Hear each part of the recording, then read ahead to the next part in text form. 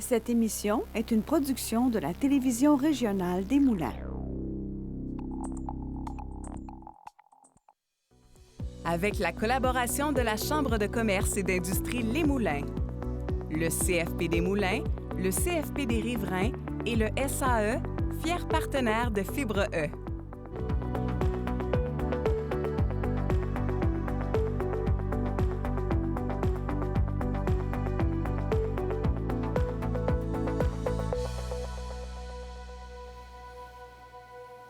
Bienvenue à Fibre E. De partenaires d'affaires associés, Karine Desrosiers et Charles-Alexandre Monette ont uni leurs forces pour fonder Tollé, une agence spécialisée dans le marketing au service des entreprises. Leur collaboration allie créativité, expertise et vision entrepreneuriale pour offrir des solutions qui sont sur mesure. Karine, Charles-Alexandre, bienvenue à Fibre E. Merci.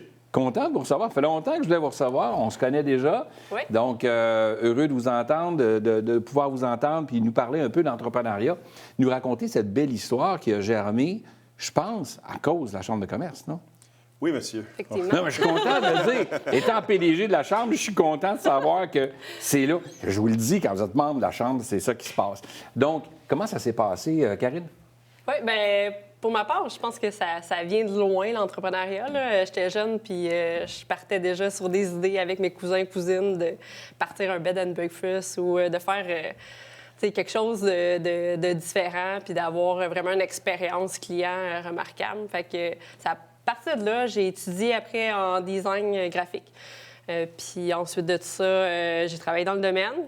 Puis j'ai rencontré mon conjoint qui était déjà les deux pieds dans l'entrepreneuriat. Mm-hmm.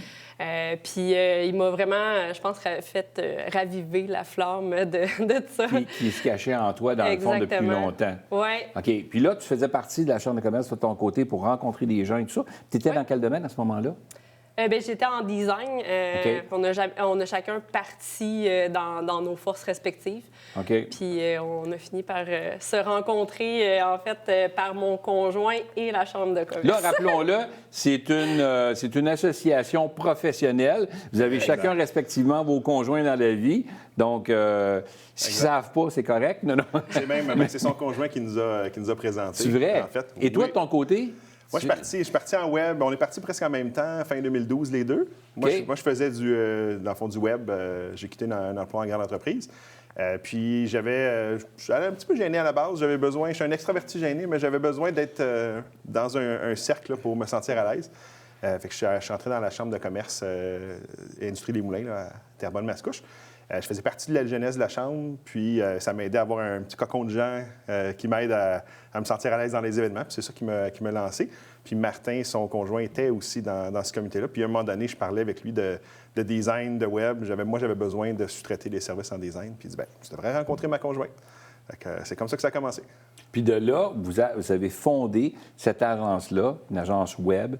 Mais là, quand on est deux personnes comme ça qui apprennent à se connaître, puis on décide de se lancer en affaires, avez-vous pensé, vous autres, vous faire un genre de document qui dit que si ça ne fonctionne pas, ce qu'on appelle communément une convention d'actionnaire, qui fait que si jamais ça ne marche pas, il y a quelque chose, bien au moins, il n'y aura pas de chicane. Avez-vous pensé faire ça? On a fait ça plus tard. On a commencé, oui? on était quand même assez doucement... on a commencé à travailler en sous-traitance. On sous-traitait des mandats d'un côté puis de l'autre. OK. En septembre 2014, on a engagé nos premiers employés ensemble, puis on a été dans nos premiers bureaux ensemble. Mais même pendant ces 2 années-là, on était encore chacun de nos entreprises séparées. Puis en 2016, c'est là qu'on a décidé de fusionner. Puis oui, à ce moment-là, on était, dans le fond, rédigé une convention d'actionnaire pour se protéger. Exact. Karine, de ton côté, parce qu'il faut que je l'arrête des fois, mais Karine, de ton côté, dis-moi, de se lancer comme ça avec quelqu'un que tu apprends à connaître, oui, il y a eu de l'échange là, au niveau des contrats et tout ça au départ. Vous avez appris vous vous êtes apprivoisé, dis-je. Oui. À partir du moment où là, tu es vraiment associé, tu as une vision, toi, que tu avais de l'entreprise, où est-ce que tu verrais l'entreprise aller? Est-ce que vous partagez tous les deux la même vision, Karine? Mais de base, oui, on partageait la même vision et les mêmes valeurs, mais c'est vrai que c'est un certain challenge parce qu'on avait parti chacun nos entreprises individuellement. Puis après, c'est de ramener ça sous le même toit puis de dire, bien, qu'est-ce qu'on fait à sa manière puis qu'est-ce qu'on fait à ma manière. Fait que ça a été vraiment un apprentissage. Mais à un moment donné, là, on a vraiment mis carte sur table. On dit, OK, c'est quelle ta partie puis c'est laquelle ma partie. Puis à quel point on se fait confiance là-dedans. Puis ça nous a permis de prendre un élan nouveau. Charles-Alexandre, dirais-tu que... j'allais dire, dirais-tu qu'elle a raison, mais je n'irai pas là. Mais je dirais, est-ce que vous avez découvert vos forces avec le temps, puis dire, écoute, moi, je suis meilleur là-dedans, j'ai plus d'habileté là-dedans, et toi, de l'autre côté, de façon à ce que vous ayez vos responsabilités distinctes à l'intérieur de l'entreprise? C'est un peu comme ça que ça s'est forgé? Je pense que naturellement, c'était quand même déjà bien défini, mais on l'a précisé avec le temps. Parce qu'il y a un aspect où on se pilait dessus dans le milieu, ah oui? Mais on était quand même chacun un petit peu de notre côté dans nos forces déjà. Mais là, déjà là, au départ, vous êtes les deux actionnaires de l'entreprise, et là, arrive tout le volet des ressources humaines. Tu disais tantôt que tu te dois d'engager du personnel. C'est pas toujours évident, engager du personnel. Des fois, ça prend un peu de flair. Oui, il y a bien évidemment les habiletés que le candidat ou la candidate a pour répondre au poste qui est convoité, mais il en demeure pas moins qu'il y a un certain flair qu'on doit avoir. Est-ce que de votre côté, vous aviez défini qui allait engager ou vous le faites ensemble ou comment ça se passe? Parce que c'est pas toujours évident, les ressources humaines. Là. Il y avait mon père qui était en 2014 qui s'est joint à nous, qu'on a racheté il y a 4 ans. C'est vrai? OK. Mais puis il y avait peut-être plus d'expérience qui nous a guidés un peu dans ces étapes-là. OK. Mais je pense que plus naturellement, c'est venu vers moi. Je suis quand même très près de l'humain. Puis ces responsabilités-là, mais j'ai été près des employés et tout. Fait que c'est pas mal moi qui s'occupe de tout ce qui est recrutement puis qu'est-ce qui est RH. Par contre, il y a des aspects qu'on fait vraiment en collaboration parce qu'il y a certains employés clés qu'on se doit d'engager, qu'on doit être d'accord un envers l'autre. Qu'est-ce que, selon vous, c'est quoi les qualités essentielles qu'un entrepreneur doit avoir pour se lancer comme vous l'avez fait? Vas-y. Être un peu fou. Ah oui? Optimiste. Bien, si on s'arrête à tout ce qui peut mal tourner, on n'avancera pas. Je pense on ne fera pas le saut. On ne fera pas le saut. Moi, j'avais dit à la blague à une de mes amies que j'admirais les gens qui faisaient le saut, mais ça faisait 1 an que j'étais parti en affaires. Tu sais. Okay. C'est pas ça que tu as fait? Oui, hein? Mais on ne le réalise pas sur le coup. Penser en dehors de la boîte aussi, c'est important. C'est autre chose. Dirais-tu la même chose de ton côté? Est-ce que c'est ce que tu as senti ou est-ce que tu... Définitivement, on ne sait pas exactement dans quoi qu'on se lance, mais on se lance dans quelque chose. Je pense qu'il faut être super fort parce qu'on va avoir des up and down continuellement dans l'aventure. Mais en même temps, je pense qu'on se doit d'avoir la recherche d'adrénaline là, vraiment présente parce qu'elle est au rendez-vous. Diriez-vous que la passion est essentielle quand on est entrepreneur? Ben oui, ben oui. C'est sûr. Si tu n'as pas de passion... Il y en a qui pensent faire ça pour l'argent. Ouais. C'est ce que j'allais dire. Tu ne peux pas te rattacher à ça, ça vaut rien. Il faut que tu aimes ce que tu fais parce que tu as des... Moi, je disais tout le temps, c'est mes meilleures puis mes pires journées comme entrepreneur. Faut être drivé par quelque chose de plus que juste le succès. Il faut aimer ce qu'on fait. Diriez-vous de votre côté que vous avez réussi à vous distinguer comme entrepreneur dans le domaine où vous êtes actuellement? Oui. Comment vous avez fait ça? Je pense que oui. Il y a peut-être en début de pandémie, on a tous été affectés par... Secoués, largement. Secoués. Ouais. Le recrutement, c'était peut-être un petit peu plus un challenge, puis tout le monde se faisait tirer à gauche, à droite. On a profité de ce moment-là pour mettre une culture un peu plus forte en place. Mm-hmm. Puis je pense que ça nous a démarqué. Chez nous, on ne fait pas d'overtime. On fait du 35 heures semaine, pas plus. Puis c'est un élément différenciateur parce qu'en agence, on est vraiment reconnu pour faire beaucoup, beaucoup d'overtime puis presser un peu le citron aux employés. Bien, c'est souvent du dernière minute. Les gens veulent l'avoir là, puis quand ils vous appellent, ils sont encore à côté, puis tu sais, ils veulent... Puis c'est encore comme ça, les délais sont encore très raccourcis, très courts. par défaut, en agence, oui, mais c'est à nous, comme entrepreneurs, à mettre les conditions. Puis c'est pas avec tous les clients que ça peut fonctionner. Puis on fait attention à ça. C'est certain que oui, il reste un Mais tu sais, tu as un bon client, là. Tu sais, tu as un bon client que tu sers déjà depuis une dizaine d'années, puis que, tu sais, c'est quelqu'un qui t'emmène de l'eau au moulin, comme on dit, là. Puis là, il t'arrive avec une demande spéciale où là, il faut que tu livres la marchandise. Comment vous gérez ça tous les deux, là? Mettons, je sais pas, moi, Karine est surchargée de son côté, niveau graphique et autres et tout ça. Et là, tu arrives avec ce projet-là et tu dis, écoute, j'ai eu un téléphone. Et là, il faut vraiment aller de l'avant. Tu le connais, c'est un bon client et tout. Mais là, toi, tu en as à ras-le-bol. Tu as eu plein de choses cette semaine. Comment vous avez interagi? On a une équipe, là, fait que c'est pas nous directement qui allons faire la job, mais c'est sûr que c'est tous des petits moments où quand on a un client chouchou, puis qu'on veut vraiment l'aider, en fait, c'est toujours ça. Ouais. On veut vraiment... C'est pas quelqu'un qui crie au loup tout le temps, puis qui est là, puis qu'on sent vraiment qu'il y a un besoin. On va être là, puis on va tasser des choses au niveau de la prod, puis on va le faire. Fait qu'il y a toujours un moyen, mais c'est sûr que ça fait des sacrifices à prendre, puis on a des décisions. Puis j'ajouterais que tu as quand même mis le doigt sur quelque chose qui fait que je vais cogner dans son bureau. Puis moi, je suis plus au niveau des ventes, puis Karine s'occupe de la cédule de production, là, puis on négocie, on se jase. Ça arrive. C'est ça que je voulais dire. Tu as compris? C'est parce qu'à un moment donné, des fois, il y en a un des deux qui tire plus la couverte parce qu'on veut vraiment l'avoir, on voit l'opportunité à l'avant. Puis l'autre qui est dans les opérations tous les jours, bien, voit la surcharge de travail que ça va demander, tout dépendant du projet et tout ça. Fait que des fois, c'est juste de bien doser tout ça. C'est pas toujours évident. J'étais juste curieux de voir s'il y a quelque part, il y avait des accrochages. Parce que vous êtes deux associés, c'est pas toujours évident. Je cherche pas la bête noire, là, mais je me dis... Pas des accrochages. On a vraiment une bonne communication. Ça, je pense que c'est le secret. Entre deux associés, ça, c'est super important. Puis elle me pose des bonnes questions, elle me met au défi, on se challenge, juste pour être certain que c'est solide, on le fait ça, on le fait pas, puis on prend ça ensemble comme décision. C'est pas la mienne, c'est pas la sienne. Mais il faut bien communiquer, il faut être transparent, puis il faut pas garder des petits accros comme étant personnels ou autres. Là. On met tout ça à table, puis on décide ensemble. On a une agence Tollé actuellement dans la région de Terrebonne, qui couvre les Moulins, qui couvre la Naudière, qui couvre même un peu plus large, même la région métropolitaine. C'est quoi la suite avec l'agence Tollé? Est-ce qu'on veut des petits Tollés un peu partout? Professionnels? Nous, on veut du plaisir. On veut pas faire grandir à tout prix. On veut faire avoir du plaisir dans ce qu'on fait. On veut que nos employés aient du plaisir dans ce qu'ils font. Fait que nous, ce qu'on voudrait, c'est surtout même faire d'autres projets, d'autres choses, puis que ça grandisse plus de façon autonome. Donc, avoir mis une belle structure en place, une entreprise solide avec des gens solides à l'intérieur, mais qui a moins besoin de nous un petit peu. Donc, ça... As-tu la même vision? Oui, Bonne réponse. certainement. Mais c'est d'aider aussi le plus d'entreprises possible dans le numérique, parce qu'il y a plein de belles opportunités, mais c'est pas juste pour nous, mais c'est aussi pour ces entreprises-là qui ont vraiment un bénéfice à travailler avec le web, puis nous, on peut les accompagner là-dedans. OK.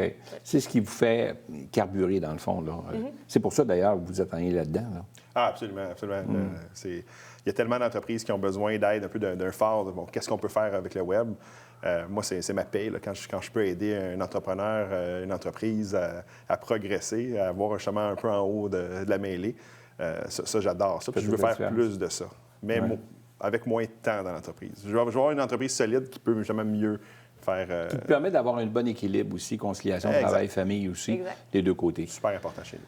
Bien, un gros merci à vous deux de vous être déplacés. C'est tout le temps qu'on avait, ça passe vite, mais c'était fort intéressant. Puis longue vie à Agence Tollé. Merci, Pierre. Vous êtes deux beaux entrepreneurs passionnés. Alors, un beau chemin à l'avant qui s'en vient pour vous. Merci. Merci. Merci.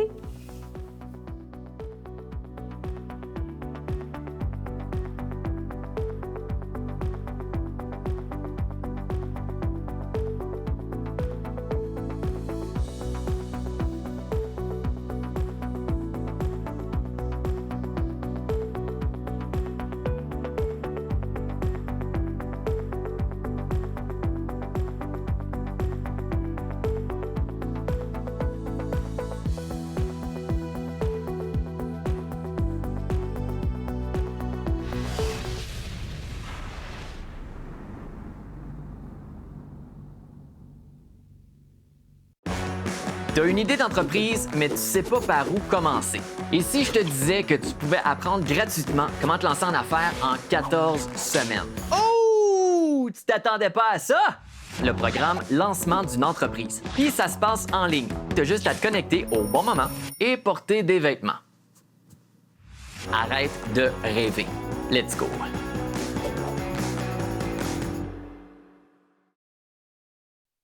Cette émission est une production de la télévision régionale des Moulins. Avec la collaboration de la Chambre de commerce et d'industrie Les Moulins, le CFP des Moulins, le CFP des Riverains et le SAE, fiers partenaires de Fibre E.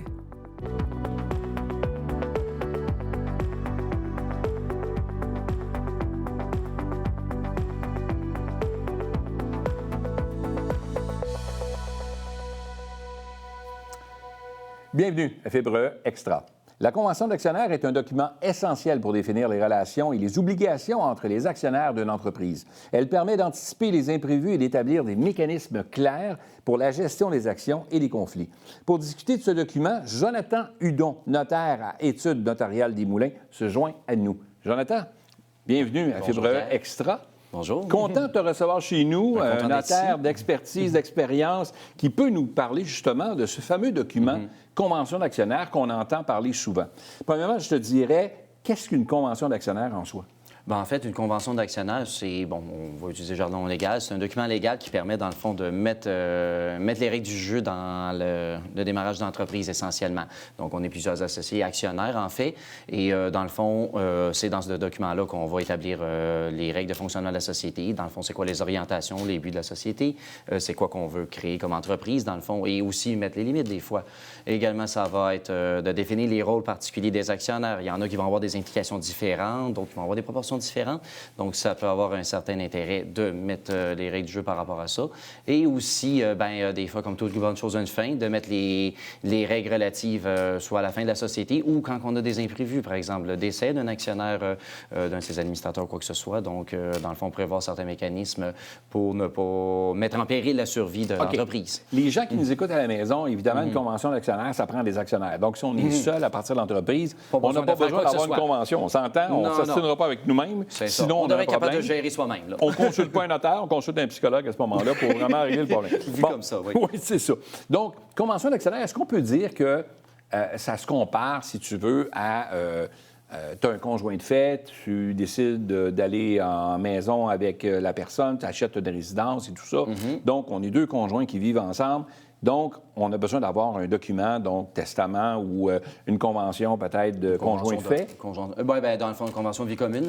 L'analogie peut être bonne là-dessus de ce côté-là, parce que dans le fond... C'est un peu le même principe. Les conjoints ont un projet de vie ensemble et ils veulent établir les paramètres durant que ça se produit et à la fin, effectivement, si ça a à l'arrivée. Mais dans le fond, dans le cas de la convention d'actionnaire, le but, c'est surtout d'assurer la pérennité de l'entreprise. Donc, c'est des actionnaires qui se mettent ensemble, de s'entendre sur les règles du jeu pour l'exercice de la société et après ça, de déterminer les règles si jamais chacun veut s'en aller ou quoi que ce soit. OK. Le parallèle que je faisais tantôt avec le couple en question qui prend maison, qui rédige une convention, comme tu le disais, de leur côté, pour se protéger mutuellement si jamais il y avait séparation. Mais je parlais également de testament parce que c'est important de savoir à qui on lègue nos choses personnelles. Dans le cas d'une entreprise, est-ce que la convention d'actionnaire agit également comme une forme de testament, de façon à ce que... Je te donne un exemple, Jonathan. Moi et toi, on est partenaires ensemble dans une entreprise, on a une convention d'actionnaire. Mais tu ne veux pas nécessairement que mon épouse, ou je ne veux pas que ton épouse, il t'arrive quelque chose, tu décèdes, je voudrais pas que ton épouse hérite des actions d'entreprise. Des actions d'entreprise à priorité d'un montant forfaitaire par rapport à l'entreprise. Mais tu comprends? Tout à fait. En fait, est-ce que ça couvre ça? Souvent, dans la convention d'actionnaire, on va prévoir une clause en cas de décès. Donc, si un des actionnaires décède, pour assurer la continuité de l'entreprise, sans éviter d'avoir à ce que les actionnaires restants gèrent avec la succession d'actionnaires décédés. On ne sait pas sur qui on peut tomber, on ne sait pas qui hérite de la succession. Exact. Dans ces cas-là, oui, il est déjà prévu des mécanismes pour dire, on va racheter les actions. Le mécanisme, c'est souvent, on va prévoir une valeur aux actions. succession, on va prévoir un décès assez soudain. Donc, on va permettre aux actionnaires restants de se retourner et essayer de trouver du financement peut-être pour acheter au besoin ou même souscrire à des assurances-vie. C'est ce que j'allais dire.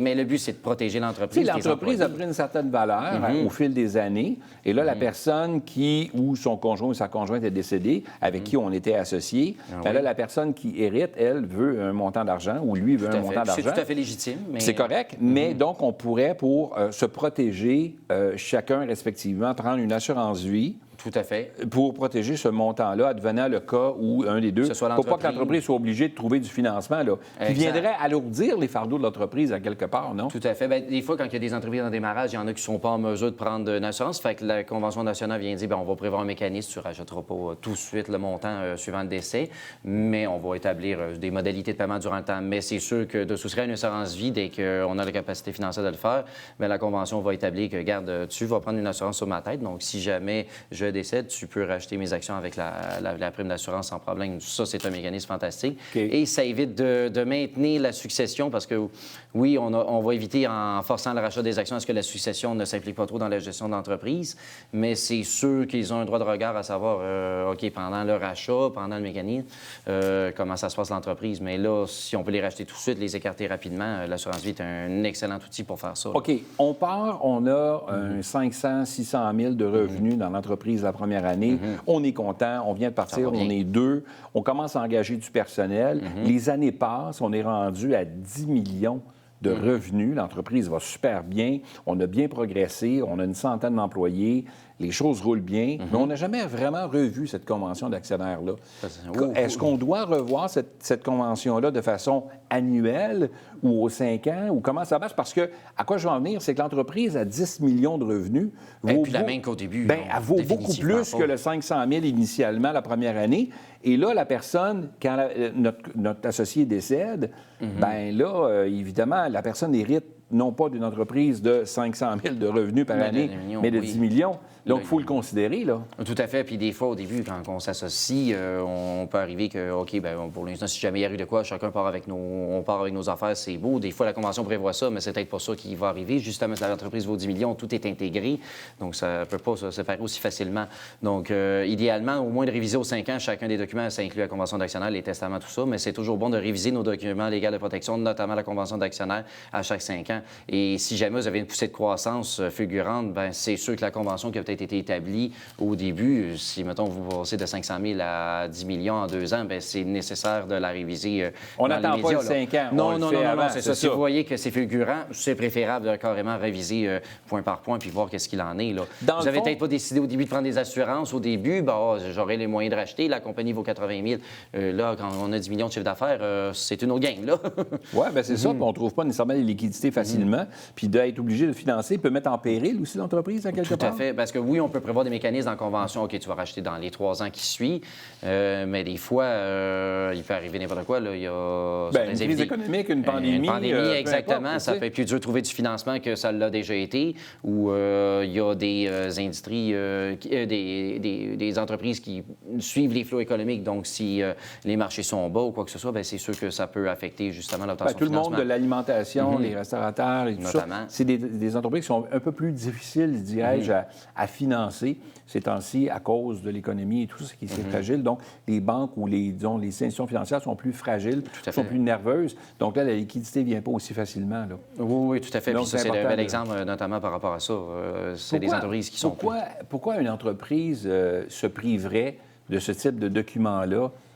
C'est-tu parce qu'il y a un coût rattaché à ça et les notaires chargent un prix X pour le faire ou... Non, pas nécessairement. En fait, le coût de la convention d'actionnaire, ça va varier selon l'importance de ce qu'on veut accorder dans la convention. Là. Il y en a qui vont vouloir regarder à la virgule près qu'est-ce qu'il en est, prévoir des salaires, des bénéfices. C'est sûr que plus la convention va être complexe, plus il y aura un travail attaché à cela. Mais généralement, c'est souvent la plupart de mes clients dans mon bureau, c'est « Ah non, je n'ai pas pensé à faire ça ». Mais après ça, quand ils réalisent l'importance de le faire, ça soulage un certain stress. Oui, on est content quand on fait un testament. Par parfait, ma famille est protégée. Mais de protéger, vous avez fait l'analogie avec les conjoints de fait. On dit souvent notre entreprise, c'est notre bébé, mais justement, de protéger l'entreprise, nos employés, éviter qu'ils se retrouvent embourbés dans des chicanes juridiques à n'en plus finir et qui pourraient mener à la fermeture de l'entreprise si ça va mal. Mais c'est sûr qu'une convention d'actionnaire va être vraiment pertinente pour ça, pour essayer d'éviter le plus possible. C'est sûr, il y a des scénarios inimaginaires qu'on essaie de prévoir, mais le but, c'est d'essayer que tout se passe en douceur, malgré les imprévus de la vie. Là. Puis là, on parlait du décès, ça peut être aussi l'inaptitude. Quelqu'un a un accident d'auto, est dans le coma, il ne peut rien faire, il ne peut plus travailler dans l'entreprise. Bien, l'entreprise, le monde attend. Là. Donc, c'est ça, les employés doivent être payés, tout ça. Et on prévoit des petits mécanismes là-dessus, de ce côté-là, dans la convention. C'est vrai que la personne ne décède pas nécessairement tout le temps, mais elle peut avoir une incapacité à pouvoir remplir ses fonctions. À court, moyen, long terme. Et si jamais ça va à long terme, bien, on ne peut plus maintenir la situation telle qu'elle est actuellement. Donc, oui, on peut enclencher des mécanismes pour se dire, bien là, ça fait 3 ans qu'il est dans le coma. Il y en a qui vont mettre plus court que ça. Il y a des entreprises que non, ça ne peut pas durer plus que 6 mois. Donc, il y en a qui ont besoin de l'un de l'autre. Et tout ça va être mis à l'intérieur de cette convention d'actionnaire-là, de façon à voir à tout ça. Alors, on n'a pas arrivé chez le notaire avec une liste déjà préétablie. Non. Le notaire va nous faire penser à ci, à ça, tout dépendant du scénario qu'on a devant. La rencontre, dans le fond, c'est un gros brainstorm au début. Là, on essaie de faire penser, OK, bien, si vous arrivez de quoi dans votre entreprise, est-ce que c'est prévu? Mettons, en année, je vous donne un exemple. J'avais une entreprise de location de canots. Bien, eux, je leur ai dit, OK, s'il y a une inaptitude demain matin, est-ce que ça met en péril les activités? Bien, je peux prendre en charge tout ça. Mais quand il y a un des actionnaires qui dit, je peux prendre en charge le temps que ça se règle, donc pour une saison, mais c'est sûr que quand ça fait 3 saisons, ça va être un petit peu plus différent, là, tu sais. Mais d'autres entreprises, par contre, qui ne peuvent pas se passer de l'autre actionnaire, les activités peuvent être paralysées littéralement si un des actionnaires est le maître d'œuvre, littéralement. Là.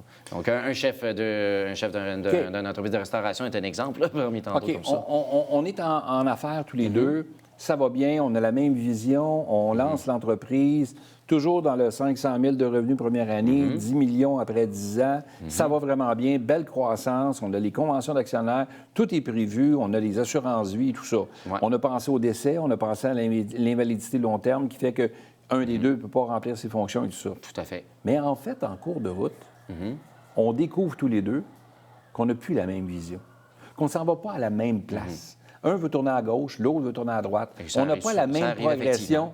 Et là, on veut se dissocier.